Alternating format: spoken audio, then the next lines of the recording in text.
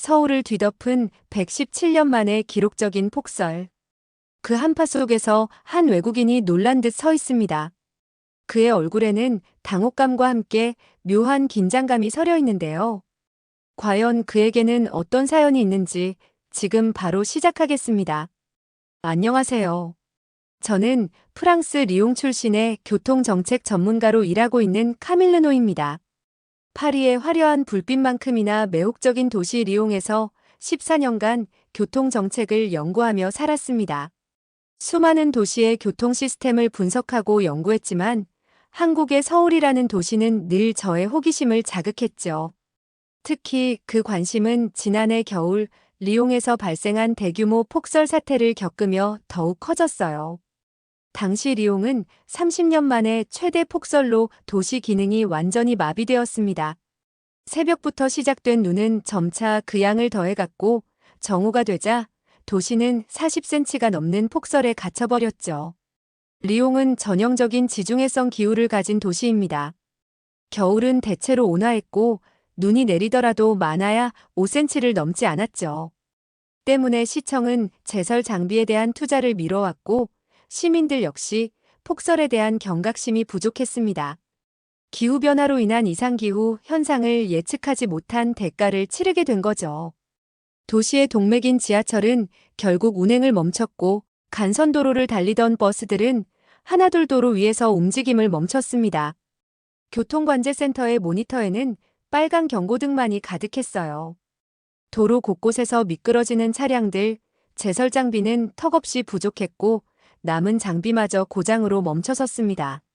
시민들은 영하의 한파 속에서 발이 묶였고 응급 차량조차 도로에 갇혀 신음소리를 냈죠.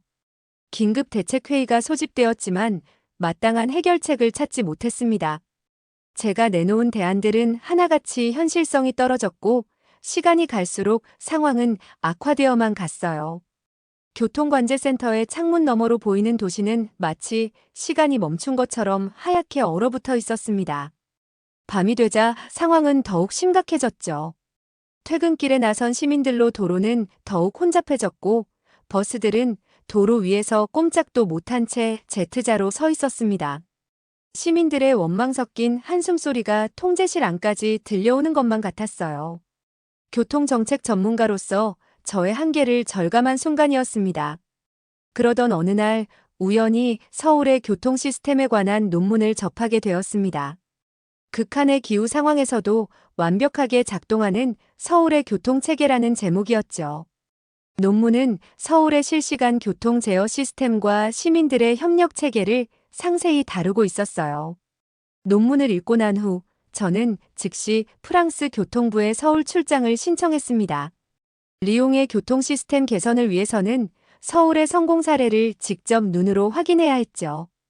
다행히도 교통부는 저의 제안을 긍정적으로 검토했고 2주간의 서울 연수를 승인했습니다. 폭설 시즌인 1월에 맞춰 출장 일정을 잡았어요. 비행기에 오르기 전 저는 우연히 일본 교통연구원 사카모토 유키를 만났습니다. 그는 서울행 비행기를 기다리며 한국의 교통 시스템을 신랄하게 비판했어요. 과대포장된 시스템일 뿐이라는 그의 말에 저는 의아했지만 곧 그의 말이 단순한 선입견이 아님을 알게 될 거라는 걸 그때는 몰랐습니다. 유키는 검은색 양복에 붉은색 넥타이를 메고 있었고 그의 손에는 두꺼운 서류 가방이 들려 있었죠. 그는 일본 교토의 교통 시스템을 자랑스럽게 설명하며 한국의 시스템은 겉만 번지르르 할 뿐이라고 단언했습니다. 저는 그의 말을 듣고 있자니 왠지 모를 불편함이 느껴졌어요. 마치 누군가를 질투하는 듯한 그의 말투와 태도가 인상적이었죠. 창 밖으로 보이는 구름 사이로 서울에서 새로운 발견을 할 수 있으리라는 기대가 피어올랐어요.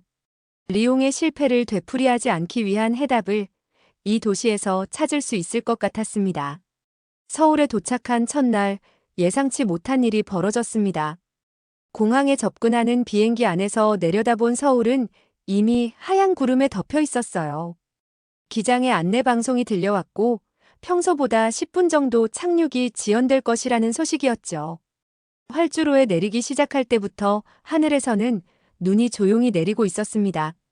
비행기 창문에 부딪히는 눈송이들이 점점 더 커졌고 창밖으로 보이는 인천의 하늘은 잿빛으로 변해 있었어요. 비행기가 지상에 닿는 순간 활주로를 덮은 눈으로 인해 평소보다 더 거친 진동이 느껴졌습니다. 터미널로 이동하는 셔틀버스 안에서 본 공항의 모습은 놀라웠죠. 활주로 주변에는 이미 제설 작업이 시작되고 있었고 공항 직원들은 질서정연하게 각자의 위치에서 임무를 수행하고 있었습니다. 리옹 공항이었다면 이런 날씨에 아마 이미 마비되었을 거예요. 활주로를 벗어나 터미널에 도착했을 때는 이미 공항 바닥이 하얀 눈으로 덮여 있었지만 공항 운영에는 전혀 차질이 없어 보였죠. 마치 이런 상황을 수없이 경험하고 대비해온 것처럼 말입니다. 택시를 타고 시내로 향하는 동안 제 눈을 의심할 수밖에 없었어요. 눈은 더욱 거세졌지만 도로는 마치 다른 세계처럼 질서정연했습니다. 리옹이었다면 이미 모든 차량이 도로 위에서 멈춰섰을 시간이었죠. 하지만 서울은 달랐어요. 창밖으로는 제설차들이 마치 군대처럼 정확한 대형을 이루며 도로를 누비고 있었고 버스들도 정상적으로 운행되고 있었습니다. 프랑스였다면 제설차 기사들이 출근도 하지 못했을 이 상황에 이들은 이미 완벽한 준비를 마친 듯 했죠. 호텔에 도착해서는 또 한 번 놀라움을 금치 못했습니다. 로비의 대형 스크린에는 실시간 교통 상황이 마치 살아있는 생명체처럼 움직이고 있었어요. 리옹의 교통관제센터에서나 볼 수 있을 법한 정보가 호텔 로비에서 누구나 볼 수 있다니요. 빨간색, 노란색, 초록색으로 도로의 상황이 한눈에 들어왔고 제설 현황까지 실시간으로 업데이트되고 있었죠. 더 놀라운 건 이 정보가 스마트폰 앱으로도 제공된다는 점이었습니다. 우리가 몇 년을 걸려도 구현하지 못한 시스템이 이곳에서는 이미 일상이 되어 있었어요. 창밖을 보니 시민들도 하나둘씩 나와 눈을 치우기 시작했어요. 상점 주인들은 자신의 가게 앞을, 주민들은 집 앞 인도를 정리했죠. 누가 시킨 것도 아닌데 자발적으로 이루어지는 광경이 신기했습니다. 저는 잠시 밖으로 나가보기로 했어요. 영하의 날씨였지만 거리에는 활기가 넘쳤습니다. 제설차가 지나간 자리를 시민들이 마저 정리하고 어떤 이들은 출근길 시민들을 위해 계단에 눈을 치우고 있었죠. 리옹에서는 상상도 할 수 없었던 광경이었습니다. 그때 뒤에서 누군가가 제 어깨를 두드렸어요. 뒤돌아보니 아까 그 사카모토 유키였습니다. 공항에서 보았던 그 날카로운 눈빛 그대로였죠. 그의 얼굴에는 여전히 불쾌감이 가득했고 입가에는 비웃음 같은 것이 걸려 있었습니다. 르노 씨, 이런 날씨에 서울에 오다니 운이 없으시네요. 그의 목소리에는 묘한 자신감이 묻어 있었습니다. 지금쯤 교토는 화창할 텐데 말이죠. 우리는 이런 날씨에도 문제없이 운영되는 시스템을 가지고 있답니다. 유키의 말에는 어딘가 모순적인 부분이 있었어요. 눈이 오지 않는 도시의 제설 시스템을 자랑하다니요. 그는 호텔 로비의 스크린을 흘깃보더니 고개를 절레절레 흔들었습니다. 마치 이 모든 것이 과시용이라고 말하고 싶은 듯 했죠. 하지만 저는 달랐습니다. 오히려 이런 날씨에 서울에 온 것이 행운이라고 생각했어요. 리옹의 실패를 되풀이하지 않기 위한 해답을 찾으러 왔는데 마치 시험장에 들어온 것처럼 모든 것을 생생하게 볼 수 있으니까요. 유키의 비아냥거림이 무색하게도 서울은 이미 저에게 새로운 가능성을 보여주고 있었습니다. 나중에 되돌아보니 그 비웃음 뒤에는 유키의 깊은 고민이 숨어 있었다는 것을 알 수 있었습니다. 하지만 그때는 그저 불필요한 견제로만 느껴졌죠. 호텔방에 짐을 풀고 나니 이미 저녁이 되어 있었어요. 창밖의 눈은 여전히 멈출 줄 몰랐고 도시는 점점 더 하얗게 변해갔습니다. 정부 공식 발표로는 지난 20년간 최대 규모의 폭설이라고 했죠. 휴대폰으로 실시간 교통 정보를 확인하면서 저는 다음 날 있을 서울교통공사와의 미팅을 준비했습니다. 화면에는 여전히 도시의 동맥처럼 이어진 도로들이 정상적으로 움직이고 있었어요. 특히 눈에 띄는 것은 제설차들의 움직임이었습니다. 마치 하나의 생명체처럼 유기적으로 움직이는 모습이 인상적이었죠. 밤이 깊어질수록 눈발은 더욱 거세졌어요. 하지만 창밖에서는 여전히 제설 작업이 계속되고 있었습니다. 리옹이었다면 이미 모든 작업이 중단되었을 시간이었죠. 시민들도 하나둘씩 동참하기 시작했습니다. 누군가는 계단을 쓸고 또 누군가는 버스 정류장 주변을 치우고 있었어요. 어둠 속에서도 이어지는 그들의 움직임이 마치 도시를 지키는 수호자처럼 보였습니다. 문득 리옹에서의 그날이 떠올랐어요. 시민들은 각자 도생하기에 바빴고 공무원들은 책임을 회피하기 바빴죠. 당시 리옹시청의 한 공무원은 이런 폭설은 불가항력적인 재난이라며 손을 놓았고 다른 이들은 서로에게 책임을 떠넘기기 바빴습니다. 그 와중에 시민들은 어떠한 도움도 받지 못한 채 얼어붙은 도로 위에서 발만 동동 굴렀죠. 하지만 이곳은 달랐습니다. 마치 오랜 시간 준비해온 듯한 체계적인 대응이 인상적이었어요. 밤늦게 호텔 레스토랑에서 간단히 식사를 하는데 옆 테이블에서 들려오는 대화가 귀에 들어왔습니다. 검은색 패딩을 입은 서울시청 공무원들이었나 봐요. 그들의 옷에는 아직 눈이 녹지 않은 채 붙어 있었고 테이블 위에는 서울 지도가 펼쳐져 있었습니다. 강남 지역 제설차 3대가 고장났다는데 강북에서 5대를 즉시 투입하자 지하철역 주변 인도는 영무원들과 협조해서 우선 처리하고 버스 정류장은 운수업체와 함께 대응하자 현장의 문제들을 하나하나 짚어가며 해결책을 찾고 있었죠. 특히 인상적이었던 건 그들이 시민들의 동선을 세세하게 고려하고 있다는 점이었어요. 출근 시간대에 사람들이 많이 지나다니는 구간을 미리 파악해 제설 우선순위를 정하고 고립될 수 있는 고지대 주택가의 제설 대책까지 논의하고 있었습니다. 피곤해 보이는 얼굴이었지만 그들의 목소리에서는 사명감이 느껴졌습니다. 리옹의 공무원들이 보였던 무기력함과는 전혀 다른 모습이었죠. 창밖으로는 여전히 눈이 내리고 있었지만 이상하게도 불안하지 않았어요. 오히려 내일이 기대된다는 생각이 들었죠. 서울이 이 폭설을 어떻게 헤쳐나갈지 그 과정을 지켜보는 것이 제 연구의 시작이 될 것 같았습니다. 다음 날 아침 서울교통공사 본사로 향했습니다. 하얀 눈은 여전히 도시를 덮어내리고 있었지만 어제와는 확연히 다른 모습이었어요. 밤새 제설 작업이 이루어진 도로는 마치 검은 리본처럼 선명하게 도시를 가로지르고 있었죠. 택시기사는 서울의 제설 시스템을 자랑스럽게 설명했습니다. 30년간 운전대를 잡아온 그는 과거 폭설에 마비되었던 도시가 이렇게 달라진 것이 신기하다고 말했어요. 건물 로비에 들어서자 교통공사의 김민수 팀장이 저를 기다리고 있었습니다. 그의 구겨진 셔츠와 피로가 묻어있는 눈가를 보니 밤을 지새운 게 분명했어요. 옆자리 테이블 위에는 다 마신 커피잔이 여러 개 놓여 있었고 노트북 화면에는 실시간 교통 상황이 띄워져 있었죠. 하지만 그의 표정은 밝았습니다. 마치 오랜 친구를 만난 듯한 미소로 저를 반갑게 맞이했어요. 통합관제센터의 문이 열리는 순간 저는 충격에 휩싸였어요. 서울 전역의 교통 상황이 실시간으로 펼쳐졌고 지하철과 버스, 택시의 움직임이 마치 도시의 혈관처럼 이어지고 있었습니다. 사카모토 유키는 이미 그곳에 와 있었어요. 그의 뒤로는 일본 교통청 관계자들이 마치 벽처럼 서 있었고 그들의 표정에서는 묘한 자부심이 느껴졌죠.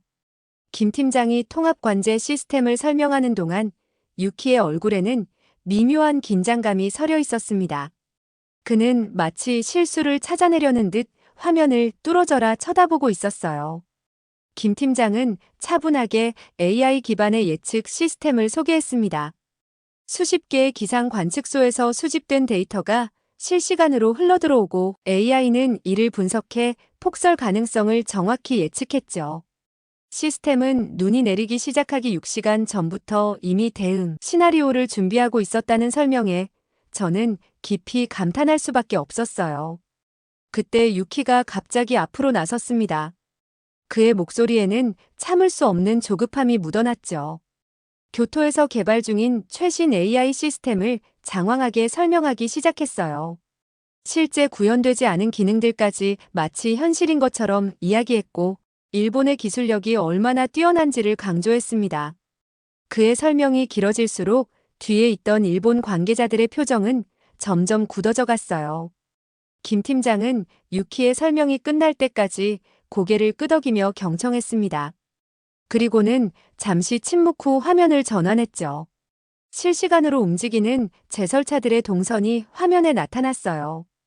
각각의 제설차는 정확한 위치 정보와 함께 작업 현황을 전송하고 있었고, AI는 이를 바탕으로 최적의 제설 경로를 실시간으로 조정하고 있었습니다. 유키의 말과는 달리 이것은 이미 완벽하게 작동하고 있는 시스템이었죠. 가장 인상적이었던 건 시민 제보 시스템이었습니다. 시민들이 직접 도로 상황과 제설 현황을 공유하는 플랫폼은 리옹에서는 상상도 하지 못했던 접근 방식이었죠. 화면 속에서는 시민들의 제보가 실시간으로 업데이트되고 있었습니다. 유키는 이를 두고 한국만의 특수한 문화라며 냉소적인 반응을 보였어요. 그가 말하는 문화란 집단주의적 사고방식을 의미하는 듯 했죠. 화면 속 시민들의 자발적인 참여를 그저 동양적 집단 문화의 산물로 치부하려는 의도가 역력했습니다. 그는 일부러 저를 향해 고개를 돌리며 프랑스나 일본처럼 개인주의가 발달한 나라에서는 이런 시스템이 불가능할 거라고 단언했어요. 그의 말 속에는 여전히 날카로운 가시가 숨어 있었죠. 마치 한국의 성공을 깎아내리지 않고서는 견딜 수 없다는 듯한 태도였습니다. 그의 뒤에 서 있던 일본 관계자들은 점점 더 불편한 표정을 감추지 못했어요. 김 팀장은 그런 유키의 태도에도 차분히 설명을 이어갔습니다. 그는 시민 참여 시스템이 하루아침에 만들어진 것이 아니라고 했어요. 수많은 시행착오와 실패를 거치며 시민들의 신뢰를 하나하나 쌓아온 결과물이라는 설명이었죠. 그의 말에는 오랜 시간 묵묵히 노력해온 이들의 자부심이 담겨 있었습니다. 실제로 2010년의 폭설 때는 시스템이 제대로 작동하지 않아 도시가 마비되었다고 했어요. 그때의 실패를 교훈 삼아 시민 참여형 시스템을 구축하기 시작했고, 매년 시스템을 개선해왔다는 설명이었습니다. 처음에는 시민들의 참여도 저조했지만 점차 그들의 제보가 실제 제설 작업에 큰 도움이 된다는 것을 경험하면서 자발적인 참여가 늘어났죠. 김 팀장은 스크린에 과거의 데이터를 보여주며 시민 참여도와 제설 작업 효율성의 상관관계를 설명했습니다. 다음 날 저는 직접 제설 작업 현장을 방문했습니다. 새벽 4시, 아직 도시가 깨어나기 전이었죠. 제설차들은 이미 도로 위에서 분주히 움직이고 있었어요. 예상치 못하게 유키도 그곳에 있었습니다. 유키의 등장은 의외였습니다. 알고 보니 그도 서울시와 공식 미팅이 잡혀 있었던 모양이었어요. 하지만 그의 표정은 썩 내키지 않아 보였죠. 일본 교통청의 지시로 어쩔 수 없이 현장 실습을 나온 것 같았습니다. 그의 구두는 이미 눈으로 젖어 있었고 고급 정장 차림이 현장과는 어울리지 않았어요. 서울시 도로관리과 박 과장의 설명이 시작되자 유키는 마지못해 그 뒤를 따랐습니다. 그의 얼굴에는 이런 이른 시간에 현장에 나와야 하는 것에 대한 불만이 역력했죠. 교토에서는 이론과 데이터 분석으로만 시스템을 연구했다고 하더니 이렇게 직접 현장을 경험하는 것이 불편한 모양이었어요. 박 과장은 제설 작업의 핵심은 골든타임이라고 설명했습니다. 출근 시간대 이전에 주요 도로의 제설을 완료하는 것, 그것이 최우선 과제라는 것이었죠. 제설차들은 마치 거대한 퍼즐을 맞추듯 각자의 구역을 정확히 나누어 작업하고 있었습니다. 현장에서 만난 제설차 기사 김영호 씨의 이야기가 특히 인상적이었어요. 그는 15년째 제설 작업을 해오고 있었죠. 처음에는 혼자 작업하다 실수로 차가 미끄러져 사고가 날 뻔했던 경험, 그 후로 시민들과 함께 협력하게 된 과정을 들려주었습니다. 유키는 그의 이야기를 듣는 내내 고개를 가로저었어요. 기술만으로 충분합니다. 시민들의 참여는 오히려 작업을 방해할 뿐이죠. 그의 말에 김 기사는 잠시 묵묵히 앞을 바라보더니 조용히 무전을 받았습니다. 인근 주택가에서 제설 지원 요청이 들어왔다는 내용이었죠. 도착한 현장에서 본 광경은 놀라웠어요. 이미 주민들이 모여 눈을 치우고 있었고 어떤 이는 집에서 커피를 내와 나눠주고 있었습니다. 김 기사의 제설차가 도착하자 자연스럽게 길을 터주었고 제설차가 지나간 자리를 다시 깔끔하게 정리했죠. 유키는 이런 광경을 보며 한국의 특수한 문화라고 못마땅해 했습니다. 하지만 저는 달리 보였어요. 시민들의 참여는 단순한 문화가 아닌 오랜 시간 축적된 신뢰와 경험의 결과물이었죠. 리옹에서도 충분히 가능한, 아니 반드시 필요한 모습이었습니다. 폭설 현장을 지켜보던 유키의 표정이 순간 어두워졌어요. 마치 오래된 기억 속으로 빠져드는 듯 했죠. 잠시 후 그가 들려준 이야기는 교토에서의 실패한 프로젝트에 관한 것이었습니다. 3년 전 교토의 겨울, 유키는 첨단 AI 기반 교통관리 시스템을 구축하는 프로젝트의 책임자였죠. 당시 그는 기술만 있으면 모든 것을 해결할 수 있다고 확신했다고 했어요. 시민 참여나 현장 의견은 전혀 고려하지 않았고 오직 최신 기술 도입에만 집중했다는 것입니다. 프로젝트 초기에는 순조로워 보였습니다. 최첨단 센서들이 도시 곳곳에 설치됐고 AI는 완벽한 예측을 약속했죠. 하지만 실제 폭설이 닥쳤을 때 시스템은 제대로 작동하지 않았어요. 센서는 눈에 파묻혔고 AI는 예측하지 못한 변수들 앞에서 무력했다고 했습니다. 가장 큰 문제는 시민들의 불신이었다고 해요. 아무리 좋은 시스템을 만들어도 시민들이 사용하지 않으면 무용지물이었죠. 결국 프로젝트는 실패로 끝났고 유키는 한국의 성공 사례를 연구하라는 지시를 받게 되었다고 했습니다. 그의 목소리에는 깊은 자책감이 묻어 있었어요. 특히 한국의 시스템을 보면서 더욱 그랬죠. 기술과 인간의 조화, 시민들과의 협력, 이 모든 것을 그는 뒤늦게 깨달은 것 같았습니다. 하지만 자존심 때문이었을까요? 유키는 여전히 한국의 시스템을 인정하고 싶어 하지 않는 듯 했어요. 그의 내면에서는 인정하고 싶은 마음과 부정하고 싶은 마음이 충돌하고 있었습니다. 폭설이 절정에 달한 그날 오후 상황은 급격히 악화되었습니다. 도시 외곽의 제설차 5대가 동시에 고장을 일으켰다는 소식이 들어왔어요. 교통관제센터는 순식간에 긴장감에 휩싸였죠. 유키는 즉각적으로 자신의 의견을 제시했습니다. 남은 제설차들을 주요 간선도로에 집중 투입하자는 거였어요. 시민들의 제보는 무시하고 정해진 매뉴얼대로 움직이자고 했죠. 그의 눈빛은 마치 자신의 이론을 증명하려는 듯 날카로웠습니다. 하지만 박 과장의 생각은 달랐어요. 시민들의 제보를 바탕으로 우선순위를 재조정하자는 의견이었습니다. 특히 고지대 주택가의 고립 위험이 컸기에 그쪽으로 제설차를 우선 투입하자고 했죠. 두 사람의 의견 충돌은 점점 격화되었어요. 유키는 시민 제보에 의존하는 것은 비과학적이라며 목소리를 높였고 박 과장은 현장 상황을 무시한 채 이론만 고집하는 것이야말로 위험하다고 반박했습니다. 그때였죠. 관제 화면에 수십 개의 빨간 점이 동시에 나타났어요. 주택가 골목길이 눈에 막혀 긴급 상황이 발생했다는 제보였습니다. 유키의 얼굴이 창백하게 변했어요. 그의 이론대로라면 이미 해결되었어야 할 상황이었기 때문이죠.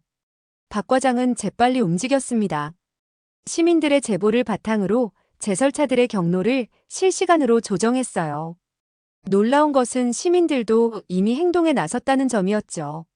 주민들이 자발적으로 모여 골목길 제설 작업을 시작했고 일부는 교통 통제까지 나섰다는 소식이 들려왔습니다. 갈등이 최고조에 달했던 그날 이후 유키의 태도에 미묘한 변화가 감지되었습니다. 다음 날 아침 그는 평소보다 일찍 현장에 나타났어요. 완벽하게 다림질된 정장 대신 단단한 작업복 차림이었고 그의 눈빛에는 어제와는 다른 결심이 담겨 있었죠. 처음에는 망설이듯 현장을 서성이던 유키였지만 주민들이 힘겹게 눈을 치우는 모습을 보며 마음이 움직였나 봅니다. 조용히 한쪽에 있던 삽을 집어들었어요. 손놀림은 서툴렀지만 묵묵히 제설 작업에 동참했죠. 그때 골목 안쪽에서 보온병을 든 할머니가 나타났습니다. 할머니는 작업하는 사람들에게 하나씩 커피를 건네주었어요. 유키의 차례가 되자 할머니는 그의 차가운 손을 잡고 보온병을 쥐어주었죠. 고생이 많네요. 젊은이. 유키는 할머니의 따뜻한 미소 앞에서 잠시 말을 잃었습니다. 그 순간 할머니의 모습에서 유키는 자신의 할머니를 떠올렸나 봅니다. 손을 떨며 커피를 받아든 유키의 눈가가 살짝 붉어졌어요. 할머니는 그런 유키의 모습을 가만히 지켜보더니 주머니에서 손난로를 꺼내 건네주었죠. 이런 날씨에 우리 동네까지 와서 이렇게 도와주니 고마워요. 할머니의 진심 어린 감사에 유키는 고개를 깊이 숙였습니다. 교토에서는 느끼지 못했던 따뜻함이 그의 마음 한켠을 녹이고 있었어요. 작업을 마치고 인근 식당에서 식사를 하게 되었어요. 현장 반장이었던 김 기사가 유키를 방강제로 끌고 온 것이죠. 혼자 밥 먹지 말고 우리랑 먹어요. 이게 서울 스타일이에요. 처음에는 어색해하던 유키도 김 기사의 스스럼 없는 태도에 조금씩 마음을 열기 시작했습니다. 작은 식당 안은 따뜻했어요. 김 기사는 유키를 구석자리로 안내했고 곧이어 뜨거운 김이 모락모락 나는 된장찌개가 테이블에 올랐습니다.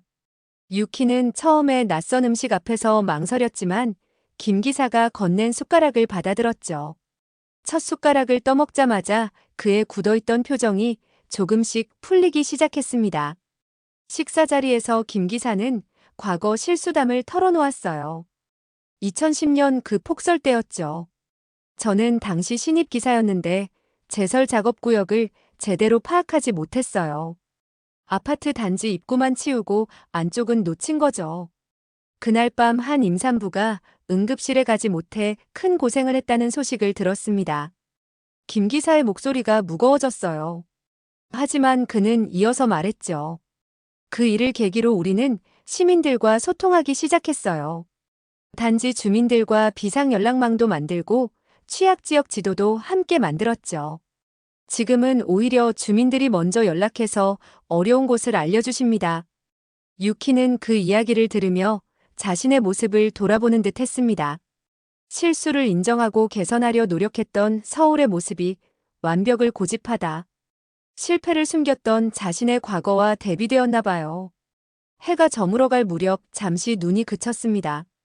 유키는 건물 옥상에 올라가 도시를 바라보며 깊은 생각에 잠겼어요. 서울의 거리에서 마주한 따뜻한 믿음과 협력이 그동안 자신이 고집해온 차가운 기술 만능주의의 벽을 조금씩 허물어가고 있는 듯 했어죠.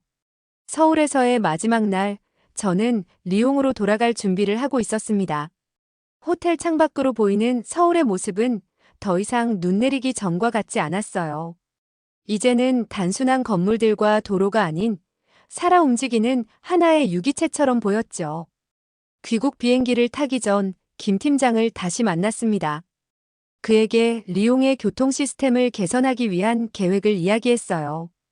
기술적인 시스템 구축도 중요하지만 그보다 먼저 시민들과의 신뢰관계를 만들어가는 것부터 시작하겠다고 했죠. 김 팀장은 제 계획에 깊이 공감하며 지속적인 협력을 약속했습니다. 공항으로 가는 길에 유키와 마주쳤어요. 그도 교토로 돌아가는 길이었습니다.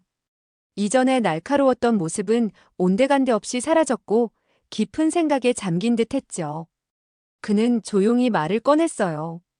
교토로 돌아가면 기존의 프로젝트를 전면 재검토하겠다고. 특히 시민들의 목소리를 듣는 것부터 시작하겠다는 이야기였습니다. 비행기 안에서 지난 일주일을 되돌아보았어요. 서울은 제게 단순한 기술 혁신 이상의 것을 보여주었습니다.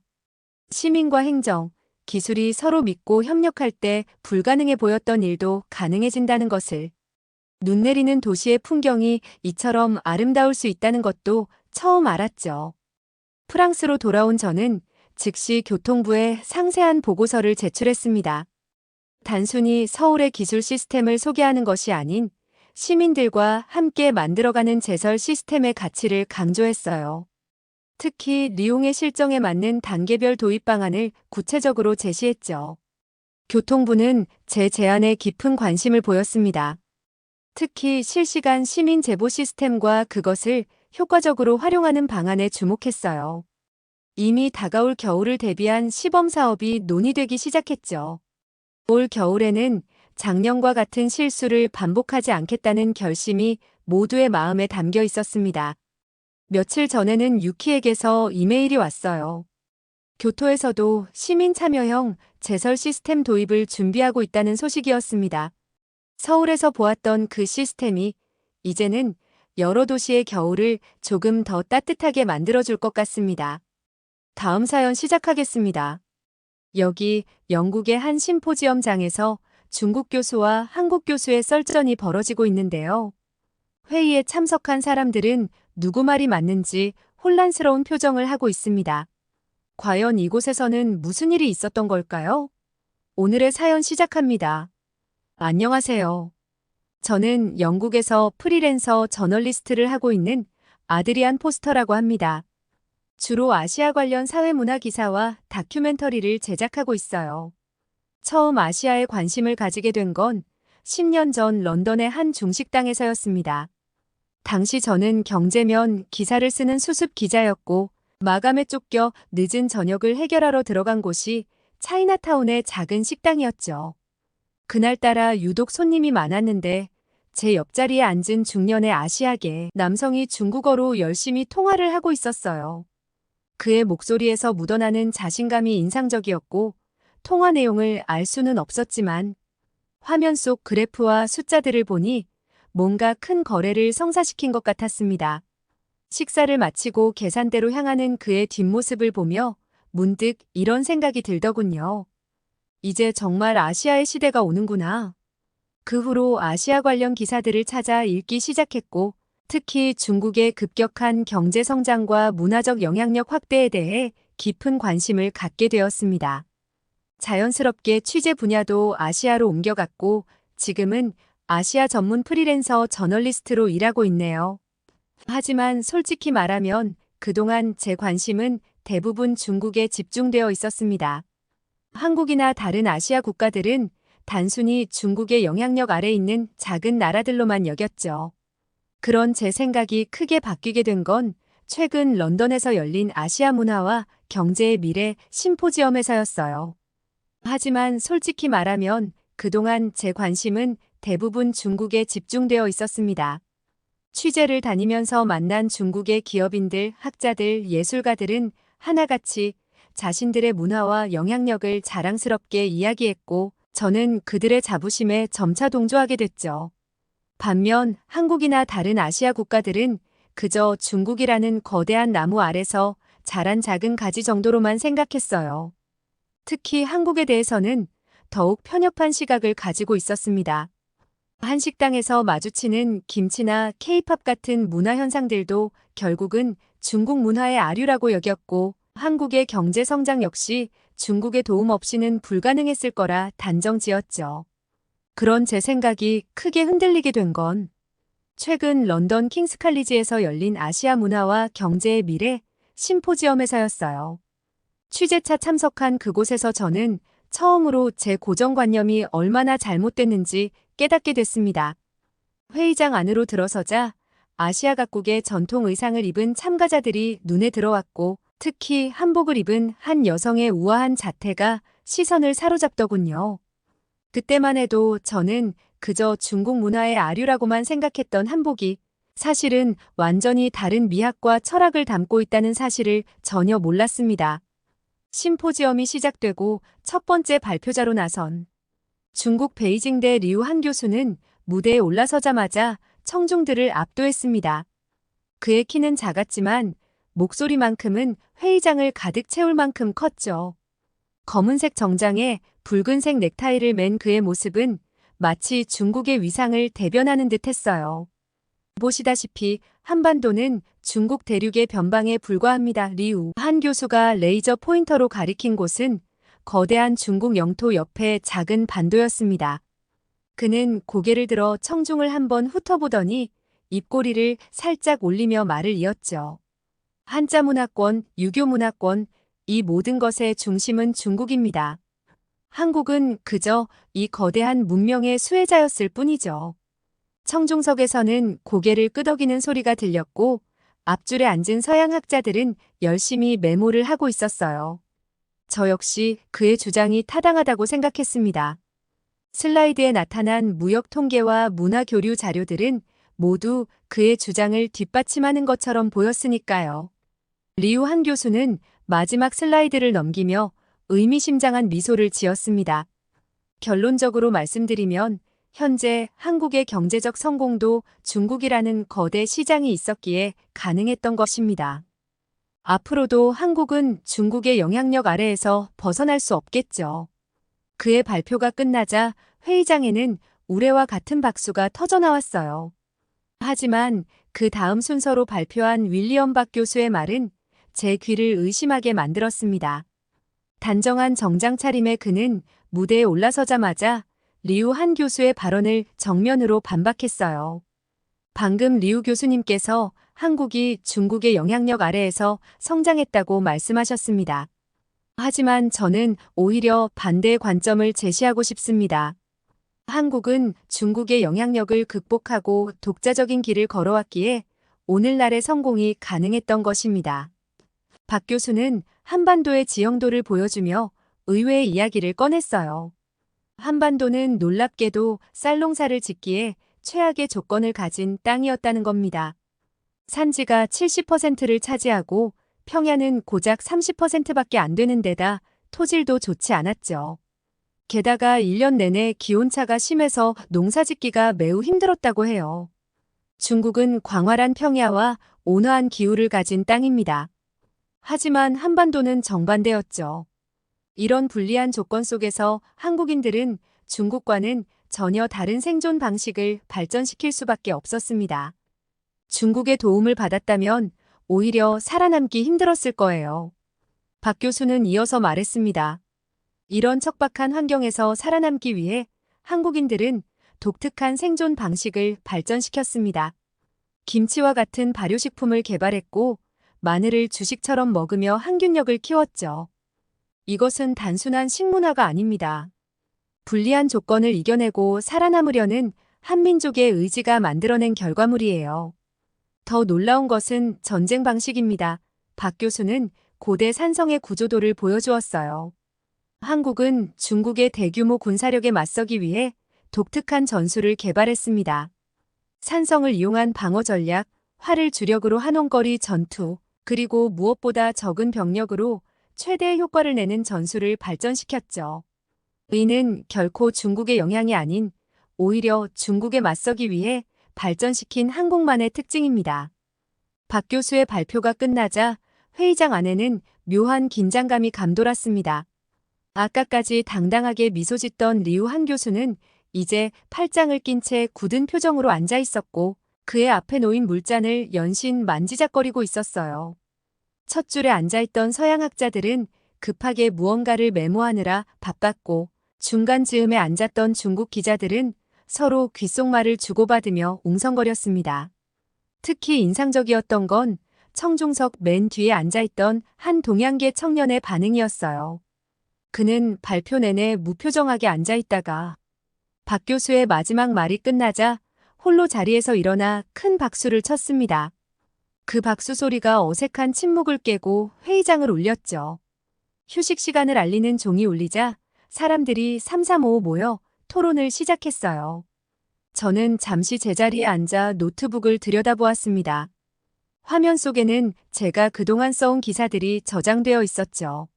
중국의 문화적 영향력, 한류, 중화문화의 재해석, 아시아 경제와 중국의 역할, 제목만 봐도 제 기사들이 얼마나 한쪽으로 치우쳐 있었는지 알 수 있었어요. 고개를 들어보니 박 교수가 가방을 챙기고 있었습니다. 저는 잠시 망설였지만 이내 자리에서 일어나 그에게 다가갔어요. 적어도 제가 그동안 놓치고 있던 것이 무엇인지는 알아야겠다는 생각이 들었거든요. 저는 잠시 망설이다 입을 열었습니다. 박 교수님, 혹시 시간 괜찮으시다면 제 말이 채 끝나기도 전에 그는 고개를 끄덕이며 자리에서 일어났어요. 마치 제 질문을 미리 알고 있었던 것처럼 보였죠. 회의장을 나서는 길에 리우 한 교수와 마주쳤는데 그는 여전히 굳은 표정으로 박 교수를 노려보고 있었습니다. 불편한 기운이 감돌았지만 박 교수는 오히려 밝게 웃으며 리우 교수에게 고개를 숙여 인사했어요. 복도를 걸으며 저는 노트북 가방 안에서 지난 3년간 써온 기사들을 꺼내 들었습니다. 중국의 그림자 아래서 아시아의 경제 성장, 차이나 파워, 새로운 문화 제국의 등장, 그동안 자신만만하게 써왔던 기사 제목들이 이제는 왠지 창피하게 느껴졌어요. 정갈하게 놓인 찻잔에서는 얼그레이 특유의 향기가 피어올랐고 박 교수는 천천히 차를 한 모금 마시더니 가방에서 노트북을 꺼냈어요. 그의 노트북 겉면에는 한글로 된 스티커가 여러 개 붙어 있었는데 그 모양이 마치 추상화처럼 아름다워 보였습니다. 저는 그 스티커들을 유심히 바라보았어요. 둥근 모양과 직선이 조화롭게 어우러진 문자들은 마치 현대 미술 작품 같았습니다. 그중 하나는 동그라미 3개가 나란히 있고 그 아래 십자가 모양이 있었는데 특히 시선을 사로잡았죠. 제 시선을 눈치챈 박 교수는 슬쩍 미소를 지으며 노트북을 켰습니다. 아드리안 씨, 혹시 세계 각국의 문자 체계를 연구해 보신 적 있나요? 한글은 세계에서 유일하게 제작 원리와 철학이 남아있는 문자입니다. 중국의 한자가 그림에서 발전한 상형 문자라면 한글은 과학적 원리로 만들어진 소리 글자예요. 이건 단순한 차이가 아닙니다. 화면에는 세계의 여러 문자들이 나타났고 그 중에서도 한글이 특별히 돋보였습니다. 박 교수의 설명이 이어질 때마다 화면 속 한글은 마치 살아있는 생명체처럼 움직이는 것 같았어요. 자음은 발음 기관의 모양을 본떴고 모음은 하늘과 땅과 사람을 상징하는 점과 선으로 이루어져 있었죠. 놀랍게도 이 과학적인 문자 체계는 600년도 더 전에 만들어졌다고 합니다. 당시 동아시아에서 한자를 버린다는 건 마치 오늘날 영어를 포기하는 것과 같은 위험한 선택이었어요. 하지만 한국은 그 위험을 무릅쓰고 독자적인 문자를 만들어냈죠. 이게 바로 한국이 중국의 영향력에서 벗어날 수 있었던 가장 큰 이유 중 하나입니다. 저는 그의 말을 듣고 있자니 아침 심포지엄에서의 리우 한 교수의 주장이 얼마나 단편적이었는지 새삼 깨닫게 되었어요. 한국은 단순히 중국의 영향력을 받기만 한 게 아니었습니다. 오히려 그 영향력에서 벗어나기 위해 끊임없이 노력했고 그 과정에서 독자적인 문화를 만들어냈던 거죠. 특히 한글의 창제는 충격적이었어요. 당시 동아시아에서 한자는 단순한 문자가 아닌 권력과 지식의 상징이었을 텐데 이를 과감히 버리고 새로운 문자를 만들어낸다는 건 엄청난 도전이었을 겁니다. 마치 오늘날 실리콘밸리의 영향력을 거부하고 완전히 새로운 기술 체계를 만드는 것과 비슷하달까요? 찻잔에 남은 얼그레이 차가 식어가는 동안 저는 그동안 제가 얼마나 편협한 시각으로 아시아를 바라보았는지 돌아보게 되었습니다. 한 나라의 역사와 문화를 제대로 이해하기 위해서는 표면적인 영향관계를 넘어 그들만의 독자성을 발견하는 것이 중요하다는 걸 배우는 순간이었어요. 카페에서 나오는 길에 박 교수는 의미심장한 제안을 했습니다. 이번 주말 런던 동남부에 있는 한인타운을 방문해보는 게 어떻겠냐고요. 실제로 한국 문화가 어떻게 중국의 영향에서 벗어나 독자적으로 발전해왔는지 직접 보여주고 싶다고 했습니다. 그의 표정에는 심포지엄에서 미처 다하지 못한 이야기들을 들려주고 싶은 열의가 가득했어요. 토요일 아침 런던의 전형적인 흐린 하늘 아래 뉴몰든 역에 도착했습니다. 플랫폼을 빠져나와 거리로 나서자 거리 풍경이 달라지기 시작했어요. 평소 보던 런던의 모습과는 사뭇 달랐죠. 빅토리아 양식의 건물들 사이로 화려한 색채의 동양풍 간판들이 눈에 들어왔습니다. 특히 인상적이었던 건 차이나타운과 한인타운의 미묘한 차이였어요. 중국 상점들의 붉은색 간판들 사이로 한글로 된 파란색, 하얀색 간판들이 마치 물결처럼 이어져 있었고 공기 중에는 중국 음식과는 또 다른 낯선 향신료 냄새가 가득했습니다. 마치 두 문화의 경계선을 걷는 듯한 느낌이었죠. 걸음을 옮기던 박 교수는 문득 한 서점 앞에서 발걸음을 멈췄어요. 오래된 벽돌 건물 사이에 자리 잡은 아담한 서점이었는데 쇼윈도 너머로 한글로 된 책들이 빼곡히 꽂혀 있는 게 보였습니다. 박 교수의 눈빛이 반짝였어요. 마치 오래된 보물 상자를 발견한 것처럼요. 낡은 도어벨 소리와 함께 문을 열고 들어서자 책 특유의 묵직한 향기가 코끝을 스쳤어요. 왼쪽 벽면을 가득 채운 한글 서적들이 눈에 들어왔는데 오래된 나무 서가에 꽂힌 책들은 마치 시간의 흔적을 고스란히 간직한 것 같았습니다. 흐린 런던의 햇살이 작은 창을 통해 비스듬히 들어와 책등을 비추고 있었죠. 특히 인상적이었던 건 한국의 고대 문헌들을 번역해 놓은 코너였어요. 서가 옆에는 조그만 원목 사다리가 놓여 있었는데 박 교수는 그것을 살짝 옮겨 높은 곳에 있는 책 한 권을 조심스럽게 꺼냈습니다. 오래된 가죽 장정의 의학서적이었어요.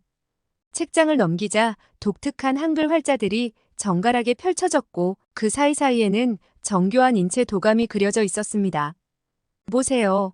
이게 바로 한국의 실용주의적 접근입니다. 박 교수의 목소리가 조용한 서점 안에 울렸어요. 그의 손가락이 책의 특정 페이지를 가리켰습니다. 중국에서는 의학 지식이 한자를 아는 특권층의 전유물이었다면 한국은 한글로 기록해 모든 사람이 읽을 수 있게 했죠. 이것이 한국이 중국과 달랐던 점입니다. 서점 구석구석을 둘러보며 더 많은 책들을 살펴보았습니다.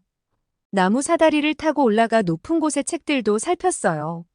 고대 군사 전략서의 장정에는 금박으로 제목이 새겨져 있었고 농업기술서에는 세밀한 농작물 삽화가 그려져 있었죠. 모두 한글로 쓰여 있었는데 그 글자들은 마치 오랜 세월 동안 한민족의 지혜를 고스란히 담아온 것 같았어요. 서가 사이를 거닐며 책들을 하나하나 만져보았습니다.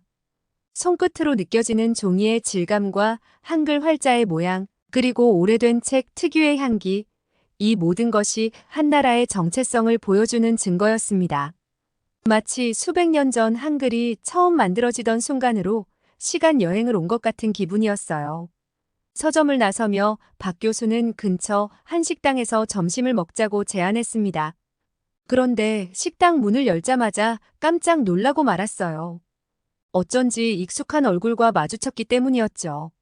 심포지엄 마지막 순간에 혼자 박수를 쳤던 그 동양인 청년이었습니다. 그는 박 교수와 반갑게 인사를 나누더니 자신을 원준이라고 소개했어요. 런던 정치경제대학원에서 동아시아학을 공부하는 한국 유학생이라고 했습니다. 박 교수의 제자였던 모양이에요. 우연한 만남이었지만 박 교수는 오히려 반가워하며 함께 식사하자고 권했습니다. 식당 안은 런던의 전형적인 레스토랑과는 달랐어요. 나무로 된 격자문과 은은한 한지 조명이 독특한 분위기를 자아냈고 주방에서는 묘한 향신료 냄새가 새어나왔습니다. 메뉴판을 펼치자 원준이 자연스럽게 설명을 시작했어요. 아드리안 씨는 어떤 음식을 좋아하세요? 원준의 질문에 저는 솔직히 동양 음식에 대해 잘 모른다고 답했습니다. 그러자 그는 미소를 지으며 된장찌개를 추천했어요. 런던의 날씨가 흐린 날이 많잖아요. 이럴 때 한국 사람들은 된장찌개를 즐겨 먹어요. 특히 이 식당의 된장은 3년 이상 숙성된 거라고 하네요. 주문한 된장찌개가 나왔을 때 처음 보는 황갈색 국물에 당황했지만 원주는 차분히 설명을 이어갔습니다. 발효식품인 된장은 중국에서도 만들지만 한국의 된장은 완전히 다른 방식으로 발전했다고 해요. 콩을 메주로 만들어 발효시키는 과정부터 달랐고 맛도 확연히 달랐죠. 보통 사람들은 발효를 음식이 썩는 과정이라고 생각하지만 사실은 과학적인 프로세스예요. 한국은 긴 겨울을 나기 위해 이 방법을 발전시켰죠. 된장, 간장, 고추장, 이런 발효식품들은 단순한 조미료가 아니라 우리 선조들의 과학이에요. 원준의 설명을 들으며 국물을 한 숟가락 떠먹어 보았습니다. 처음에는 낯선 맛이었지만 이상하게도 계속 먹고 싶어지는 깊은 맛이었어요. 마치 수백 년의 시간이 숙성되어 있는 것 같았습니다. 고등학생 때 중국으로 교환학생을 간 적이 있었어요. 원준이 이야기를 꺼냈습니다. 중국의 웅장한 문화에 압도되기도 했지만 오히려 그곳에서 한국 문화의 독특함을 더 강하게 느꼈죠. 우리는 중국의 것을 그대로 받아들인 게 아니라 우리만의 방식으로 재해석하고 발전시켰거든요. 그의 말을 들으며 문득 아침에 본 한글 서적들이 떠올랐습니다. 수백 년 전 의학 서적부터 농업 서적까지 모든 지식을 자국의 문자로 기록하고 보존해온 한국의 모습이 스쳐 지나갔어요. 그리고 지금 제 앞에 놓인 된장찌개는 그 오랜 시간 동안 발전시켜온 한국만의 맛이었던 거죠. 흥미롭네요. 저는 다 비워진 그릇을 바라보며 말했습니다. 처음에는 낯설었던 맛이 어느새 익숙해져 있었어요. 마치 한국이라는 나라를 이해하는 과정과 비슷하달까요? 작은 나라가 어떻게 거대한 중국의 영향력 속에서 자기만의 색깔을 지켜낼 수 있었는지 조금씩 이해가 되기 시작했어요. 박 교수와 원주는 서로 눈빛을 교환하더니 미소를 지었습니다. 제가 무언가를 깨닫기 시작했다는 걸 알아챈 듯 했어요. 창밖으로는 런던의 비가 내리기 시작했고 식당 안에는 은은한 트로트 음악이 흘러나오고 있었습니다. 런던으로 돌아온 후 저는 새로운 기사를 준비하기 시작했습니다. 처음에는 단순히 중국의 경제적 영향력을 다루려 했지만 원준과의 대화가 계속 머릿속에 맴돌았어요. 특히 그가 들려준 발효식품 이야기와 문화적 정체성에 대한 생각들이 자꾸 떠올랐습니다.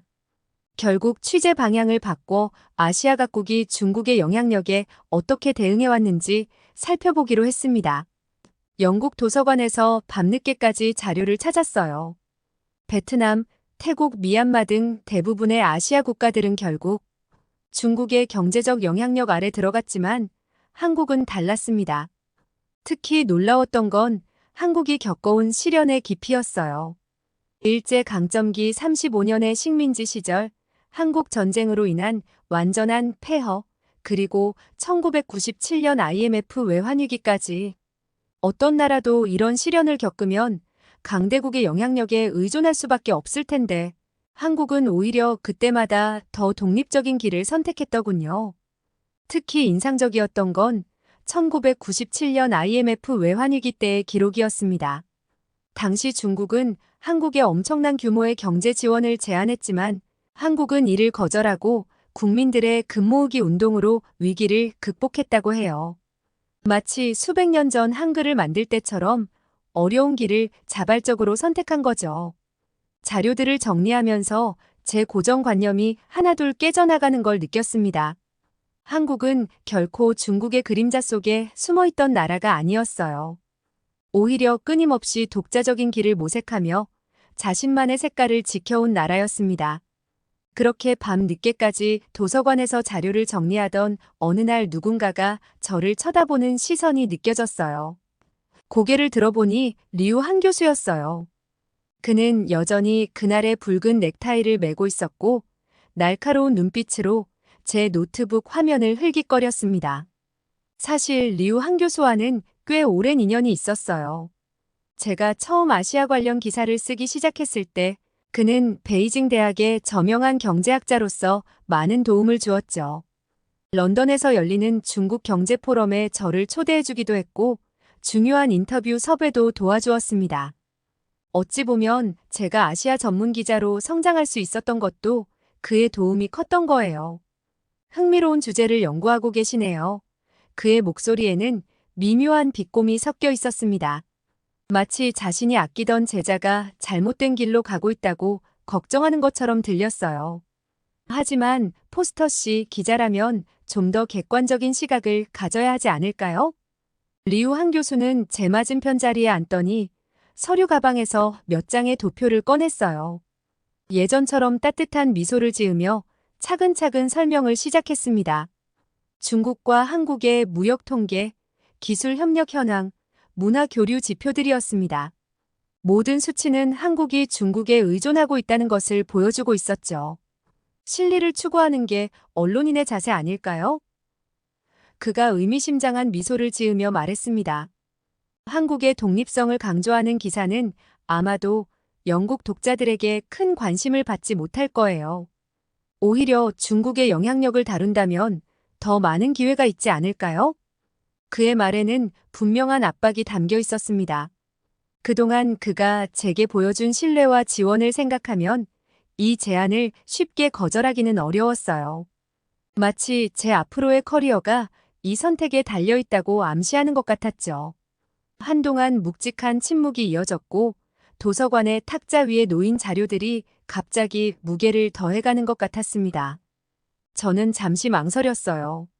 하지만 그의 통계 자료들을 다시 한번 살펴보면서 이상한 점을 발견했습니다. 모든 수치가 현재의 경제 관계만을 보여주고 있을 뿐 한국이 그동안 어떻게 독자적인 길을 걸어왔는지에 대한 역사적 맥락은 완전히 누락되어 있었어요. 그동안 제가 리우 한 교수의 시각만을 맹목적으로 받아들였다는 걸 깨닫고 저널리스트로서 부끄러움을 느꼈습니다. 마치 거대한 중국의 그늘에 가려 한국이라는 나라의 진정한 모습을 보지 못했던 거죠. 하지만 이제는 달랐어요. 척박한 땅에서도 독창적인 문화를 일구고 수많은 시련 속에서도 자신만의 길을 걸어온 한국의 진정한 모습이 보이기 시작했죠. 창밖의 어둠이 오히려 제 마음을 더욱 선명하게 비춰주는 것 같았어요. 이제 저는 어떤 기사를 써야 할지 정확히 알았습니다. 그것은 단순한 경제 통계나 정치적 영향력을 넘어서 불가능해 보이는 상황에서도 자신만의 정체성을 지켜온 한 나라의 놀라운 이야기가 될 것입니다. 며칠 후 박 교수와 다시 만나 한국의 국제적 위상과 자주성에 대한 이야기를 들을 기회가 있었습니다. 그는 단순히 통계나 경제 지표로 한국을 설명하지 않았어요. 오히려 교육, 경제, 문화에 걸쳐 한국이 얼마나 독자적인 노력을 기울여 왔는지 차근차근 설명했습니다. 특히나 경제적 독립성과 기술 혁신을 위한 국민들의 열망이 한국을 강한 나라로 만들었다는 점을 강조했죠. 그는 한국이 단지 성장만을 위한 나라가 아니라 스스로의 정체성을 지키며 나아가는 모습에 큰 자부심을 갖고 있다고 했습니다. 박 교수의 말에 더욱 확신을 가진 저는 드디어 한국의 독립적 성장을 다룬 기사를 쓰기로 마음먹었습니다. 리우한의 압박도 있었지만 한국에서 경험한 사실을 왜곡하고 싶지는 않았습니다. 특히 원준을 다시 만나 깊은 대화를 나누며 한국의 따뜻하고 진솔한 국민성을 느낄 수 있었죠. 그는 한국이 걸어온 길에 대한 자부심과 함께 앞으로 나아갈 미래를 믿는 모습을 보이며 저에게 응원을 아끼지 않았습니다. 우연한 기회에 알게 된 한국에 대한 인식과 위대함이 제가 보는 한국의 시선을 180도 바꿔놓은 것 같아요. 사실 아직 한국에는 한 번도 가보지 못했는데 조만간 한국에서 열리는 심포지엄에 갈 계획을 잡고 있습니다. 그때 한국의 진면모를 더 깊이 보고 싶어요. 한국의 역사성을 알 수 있는 곳들이 있다면 댓글로 장소 좀 추천해 주시기 바랍니다. 더 발전된 기사를 쓰고 싶네요. 다음 이야기 시작합니다.